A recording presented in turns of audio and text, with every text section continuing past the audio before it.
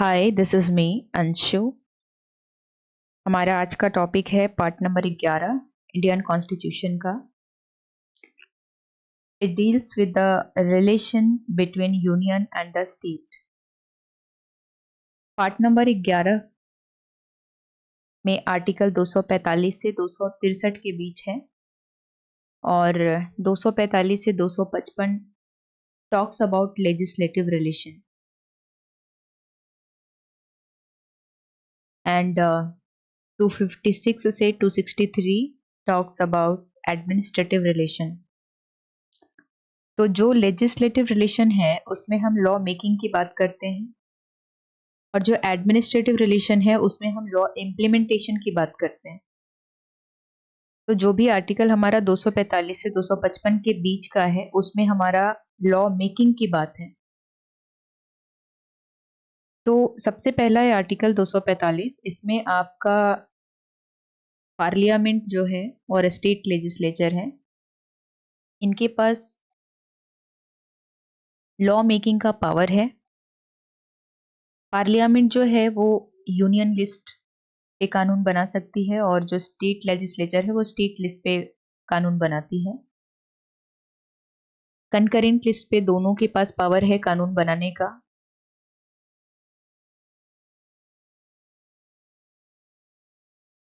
पर अगर जो भी ऐसे एक्स्ट्रा टेरिटोरियल जो भारत के बाहर तक की कानून बनाने की जो शक्ति है वो पार्लियामेंट के पास है। तो ये है हमारा आर्टिकल नंबर 245। अब बात करते हैं आर्टिकल नंबर 246 की। It is distribution of legislative power, union list, state list and concurrent list. Union list पे जो कानून बना सकती है वो सिर्फ संसद, और स्टेट लिस्ट पे जो कानून बनाती है वो है राज्य। कंकरेंट लिस्ट पे दोनों कानून बना सकते हैं, लेकिन अगर कॉन्फ्लिक्ट होगा तो वहां पे सेंटर का जो लॉ है वही प्रिवेल करेगा। I missed here article number 246A which was added later। ये केंद्र और राज्य दोनों जीएसटी पर कानून बना सकते हैं, पर अगर इंटर स्टेट जीएसटी है तो उस पर संसद का विशेष अधिकार होता है। Next article is 247, talks about power of parliament to establish additional court, अतिरिक्त न्यायालय। संसद अतिरिक्त न्यायालय स्थापित कर सकती है। 248 रेजिडवरी पावर ऑफ पार्लियामेंट। इसमें रेजिडवरी पावर का मतलब है कि कोई ऐसा सब्जेक्ट जो किसी भी लिस्ट में नहीं है तो उस पे जो कानून बना सकती है वो है पार्लियामेंट। तो ये उसकी स्पेशल पावर है। 249 किसी नेशनल इंटरेस्ट का कोई टॉपिक हो तो वहाँ पे जो कानून है वो पार्लियामेंट बनाती है। मतलब parliament can legislate on a state list in national interest. राज्य सूची पर भी संसद कानून बना सकती है यदि राज्यसभा 2/3 बहुमत से प्रस्ताव पास करता है तब। 250 इमरजेंसी के टाइम में संसद को राज्य सूची पर भी कानून बनाने की शक्ति है। 251 talks about union law prevail over state law in conflict। 252 दो या अधिक राज्य अगर अनुरोध करता है तो संसद उनके लिए कानून बनाती है। 253 it talks about international agreement। संसद संधियों को लागू करने के लिए भी कानून बना सकती है और वो स्टेट लिस्ट पर भी कानून बना सकती है। Next is 254। It is about inconsistency between union and state law. केंद्र का कानून प्रधान होता है लेकिन कुछ एक्सेप्शन है, आपको ध्यान रखना है, जहां पे राष्ट्रपति की मंजूरी वाला राज्य कानून।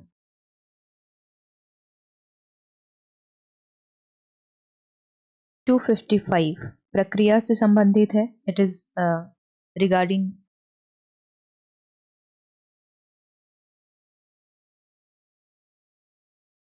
Procedural requirement. प्रक्रिया में कमी होने पर भी कानून अमान्य नहीं होगा, right.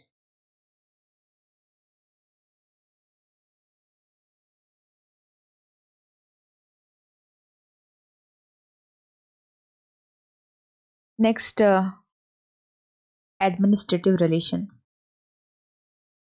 Article number 256। It is obligation of a state to follow union law. राज्य संसद के कानूनों का पालन सुनिश्चित करेंगे, ये राज्यों का ऑब्लिगेशन है, दायित्व है। 257 केंद्र का नियंत्रण, control of union over states in certain cases. केंद्र राज्यों को निर्देश दे सकता है। 258 कार्यों का हस्तांतरण, delegation from centre to state. 258 जो है उसके जस्ट ऑपोजिट है 258 का ए, मतलब केंद्र अपने कार्य राज्य को दे सकता है, ये है आर्टिकल नंबर 258 में, और इसका ऑपोजिट आर्टिकल 258 ए में है। इट इज राज्य अपने कार्य केंद्र को दे सकता है, फ्रॉम स्टेट टू सेंटर। 259 को रिपील कर दिया गया। 260 जो है वो है बाहरी क्षेत्र के बारे में। भारत समझौते के तहत विदेशी क्षेत्र का प्रशासन कर सकता है। 261 टॉक्स अबाउट सार्वजनिक अभिलेख, पूरे भारत में एक दूसरे के रिकॉर्ड को मान्यता। आर्टिकल 262 ये वाटर डिस्प्यूट को लेकर के है, और वाटर डिस्प्यूट पे संसद जो डिस्प्यूट है उसका समाधान संसद करती है, और संसद चाहे तो सुप्रीम कोर्ट का अधिकार क्षेत्र हटा सकती है। Next is 263 which is inter state council, अंतर राज्य परिषद, राज्यों और केंद्रों के बीच समन्वय के लिए है, कोऑर्डिनेशन के लिए है, डिस्कशन के लिए है। I will talk article number 262 in brief. ये संसद को अधिकार है कि वह अंतरराज्यीय नदी या नदी घाटी के जल विवादों को समाधान के लिए कानून बनाए। ऐसा ही एक एक्ट बना है, inter state river water dispute act 1956 में। संसद यह भी प्रावधान कर सकती है कि ऐसे जल विवादों में सुप्रीम कोर्ट या किसी अन्य अदालत का अधिकार क्षेत्र ना हो। सिंपल भाषा में कहें तो संसद कानून बनाकर उसका समाधान कर सकती है, और जरूरत पड़ी तो मामला कोर्ट में जाने से भी रोक सकती है। तो ये डिस्प्यूट से रिलेटेड जो भी काम है वो पार्लियामेंट का है। Next is article number 263। It talks about coordination and cooperation. राष्ट्रपति का ये पावर है, राष्ट्रपति अगर जरूरी समझता है तो इंटर स्टेट काउंसिल को एस्टैब्लिश कर सकता है। उसका फंक्शन क्या होता है, किसी राज्यों के बीच में जो विवाद है उसको इन्वेस्टिगेट करना, उसको एडवाइस देना, विचार विमर्श करना। ओके, तो 1990 में इंटर स्टेट काउंसिल को एस्टैब्लिश किया गया था सरकारिया कमीशन की सिफारिश पर। तो ये जो बॉडी है इसे बनाया गया है बाद में।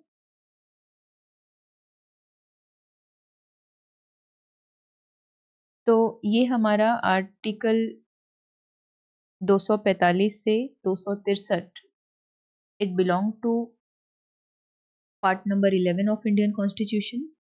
Keep remember every article is not that much important, but few one जैसे में हमारा 245 है, extent की बात करता है. 252 important है. राज्यों की अगर सहमति हो तो पार्लियामेंट उन पे कानून बना सकती है. International agreement 253. कॉन्फ्लिक्ट अगर हो तो 254. Then residuary power is important, 248. Okay, 246 talk about the distribution of legislative power. Then power of parliament to establish additional code, 247 is important. Administrative relations में अगर बात करें तो इसमें आपका ऑब्लिगेशन है 256, कंट्रोल है 257, डेलीगेशन है 258 and 258A. Delegation from union to state है 258 में, और इसका अपोजिट स्टेट टू यूनियन है 258A में.